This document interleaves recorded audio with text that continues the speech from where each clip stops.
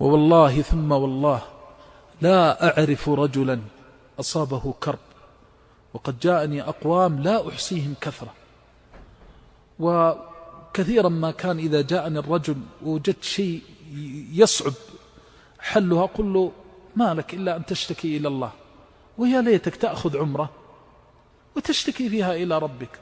أقسم بالله العظيم إن بعض الأمور كان أهلها لا يظنون أنها تفرج، أنها فرجت لهم من حيث لا يحتسبون. ولا أعرف واحدا منهم إلا جاءني وبشرني أن حاجته قضيت، وأنه همه فرج، وأن كربه زال. رجل كان بين والده ووالدي ود رحمهم الله جميعا، وجاءني في شأن بنته تزوجها رجل وأيضا من أهل ود والدنا، فشاء الله أن هذا الولد الابن كان يضرب هذه البنت ويؤذيها أذى شديدا، فجاءني من أجل أن أتدخل في هذا الأمر، وقد تدخل فيه غيري، وخشيت أن يفسد الود الذي بيني وبين الطرف الثاني. فقلت له أنت بالخيار بين أمرين، أنت دخلت علي وسألتني إما أن أدخل في أمرك أو أفعل لك ما هو خير من دخولي في أمرك. قال ما هو خير؟ ما هو الخير من دخولك في أمرك؟ قلت أنا أدلك على شيء أرجو من الله أنك ما تخيب إذا فعلته. قال ما هو؟ قلت الرجل كان يضرب البنت، وقل أن يمر يوم أو يومين أو ثلاثة إلا وهو يضربها، ورجل من أفاضل الناس ورجل له مكانته، فشاء الله عز وجل قلت له اذهب واشتكي إلى ربك واسأله أن يهدي زوجها وأن يصلح ذات بينهم. قال هذا الذي تقول؟ قلت هذا خير من أن أدخل، أنا عبد ضعيف، وإذا جاء الرجل واستحيا مني وكذا هذا لا يفيد، أهم شيء أن تسأل الله فيصلح لك الحال. خرج الرجل مع زوجته، وشاء الله كما هو الغالب أن ليلة الجمعة تكون هي ليلة، كان في القديم الإجازة يوم الجمعة فقط، فذهب ليلة الجمعة، كانت الطائرة من المدينة في طائرة قبل الفجر، ووافق أنه في سحر الجمعة نزلوا في فندق بجوار الحرم المكي، قال لي الفندق أمام باب المدينة، ذكره لي قريبا من الحرم. قال أول ما جئنا وضعنا أغراضنا في الفندق ثم نزلنا، والرجل في كرب لأنه ابن شيخ له مكانة في قبيلته ومكانته، وتعب جدا. تعرفون أن الإنسان لما تكون بنته تضرب هذا شيء كبير جدا وتكرر. فشاء الله عز وجل أنه نزل وطاف وسعى، ثم مع زوجته اللي هي أم البنت. وفي القديم ما كان في جوالات، فلما انتهى من العمرة صلى الفجر، ثم انشرح صدره أن يبقى يذكر، لأن هذه لذة العبادة، أن الله إذا أنست به لا تمل. فمع أنه جاء من سفر وكذا يقول انشرح صدري أن أجلس حتى إلى الإشراق. فلما قدمت على الفندق معي أم الزوجة، يقول إذا بموظف الاستقبال الذي في أسفل الفندق يصيح، يقول تعال أنت فلان؟ قال نعم. هو لما نزل اتصل على بنته في المدينة، البنت الثانية، وقال هذا رقمنا في الفندق، إن احتجتم شيئا تتصلون علينا، على عادة الإنسان في تفقده إلى أهله. فشاء الله عز وجل يقول أول ما دخلت إذا به يصف أنت فلان؟ قال نعم. خير إن شاء الله. قال في امرأة أزعجتنا، فيقول أخذني ما أقبل وما أدبر، لأنه ترك البنت في البيت فخاف أنها ابنته التي في المدينة، فاتصل عليها، اتصل على ابنته فقال لها أنت اتصلتي بالفندق؟ قالت لا أنا ما اتصلت، لكن أعطيت رقمك لفلانة التي هي بنتها المزوجة من الرجل الذي يضربها.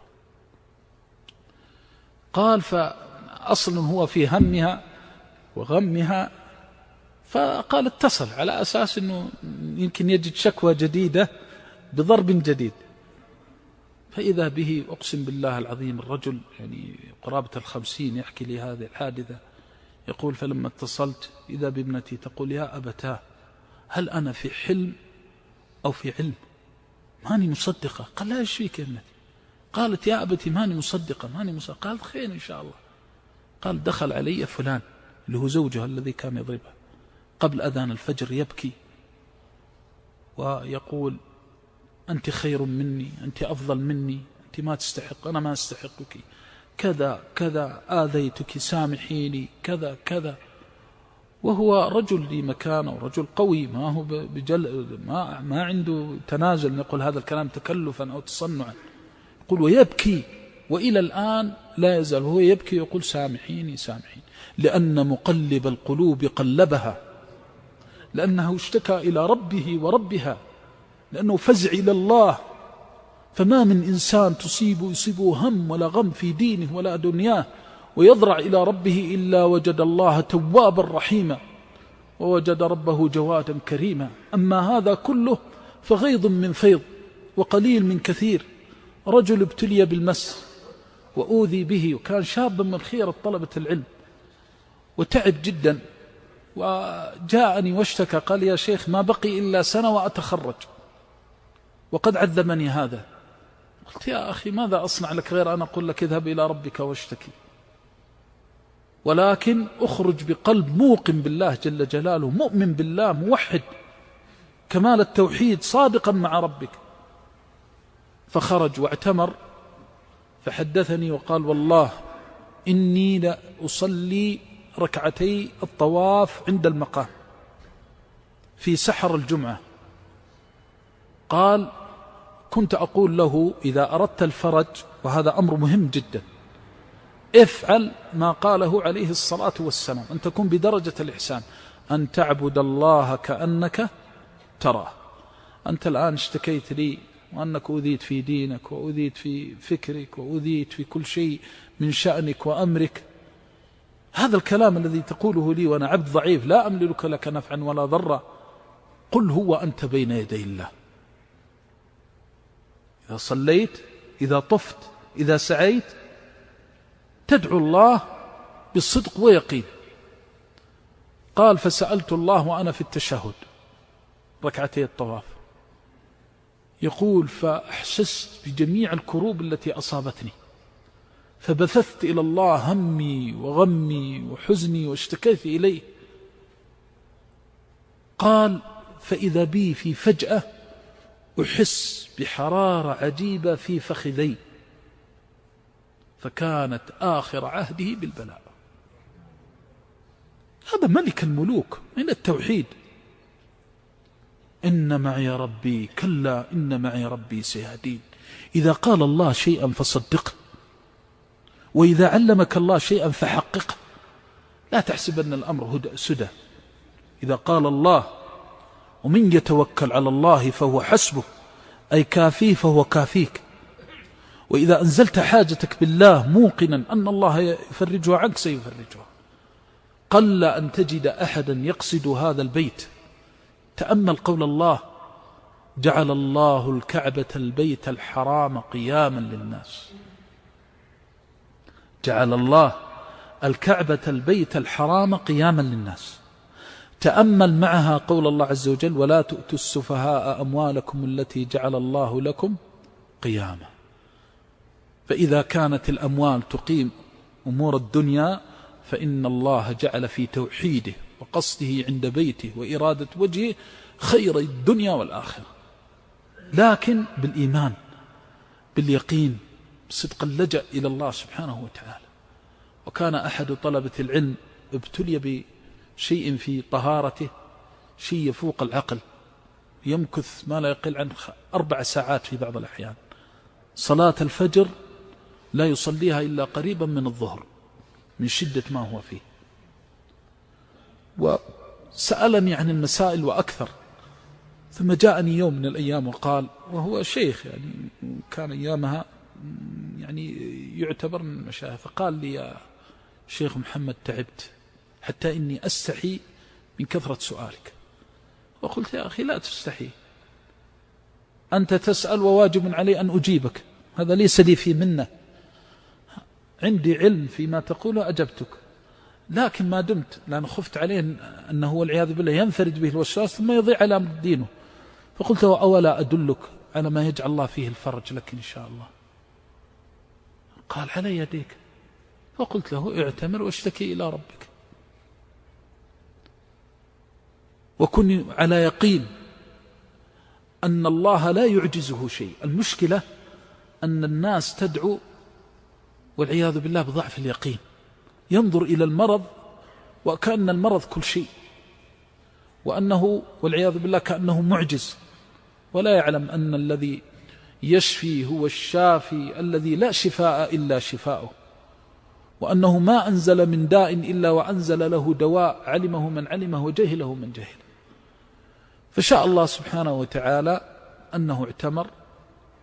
قال فكنت قبل أن أصل إلى مكة في هم وغم لا يعلم به إلا الله، وحصل عندي نوع من نفس التردد والشكوك. يقول فلما أقبلت على البيت انشرح صدري انشراحا عجيبا،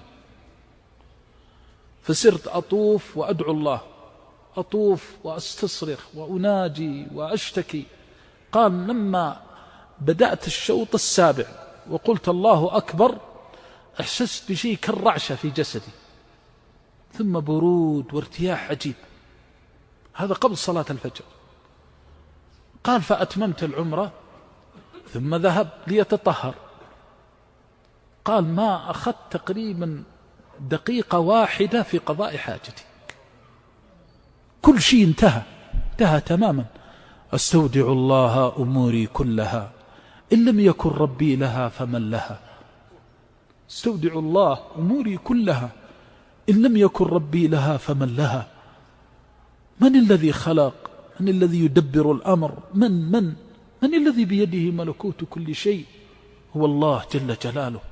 فيا لها من نعمة ومنة كريمة من الله سبحانه وتعالى إذا أحيا قلب عبده المؤمن وهو معتمر، أن يستشعر أنه في هذه الرحلة المباركة في طاعة الله ومحبة الله يخوض فيها في غمار رحمة الله عز وجل.